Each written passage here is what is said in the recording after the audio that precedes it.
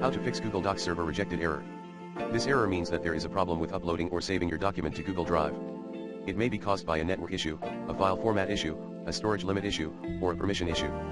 To fix this error, you can try the following solutions. Check your internet connection and make sure it is stable and fast.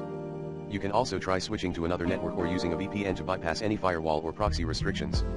Check your file format and make sure it is compatible with Google Docs. You can also try converting your file to Google Docs format or using a different file extension. For example, if your file is a .docs, you can try saving it as a .doc or a .rtf. Check your storage space and make sure you have enough room in your Google Drive. You can also try deleting some unwanted files or upgrading your storage plan. You can check your storage usage and plan. Check your file permissions and make sure you have the right to edit and save the file. You can also try sharing the file with yourself or with another account and see if that works.